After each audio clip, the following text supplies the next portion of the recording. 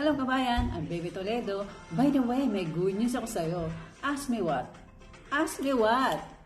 My former OFW na kumita ng 76,000 plus in 5 days.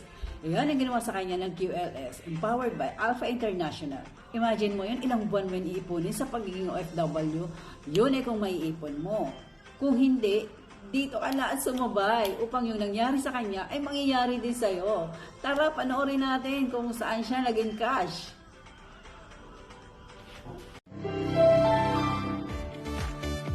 Yan, good morning! It's Cherry Lee.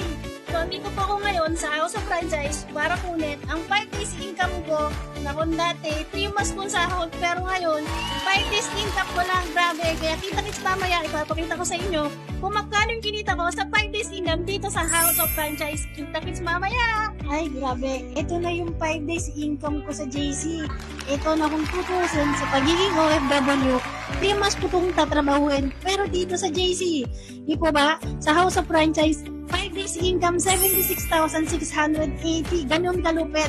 Kaya sobra ako nagpapasalamat sa Team Alpha International na may TVC na nakatulong sa akin para matutunan kung paano gawin ang House of Franchise. At syempre, yung kumita ko ng kasama ko yung mga mahal ko sa buhay. Kaya ikaw kabayan na nakakapanood ng video na to na isang OFW na sawa nakakatrabaho at wala pa rin naiipon. Tara, usap tayo para mangyari din sa'yo yung nangyayari sa akin. Huwag ka lang mahiya para maranasan mo rin ang kumita ng ganito ng ilang araw lang. Kaya kabayan, sabay na!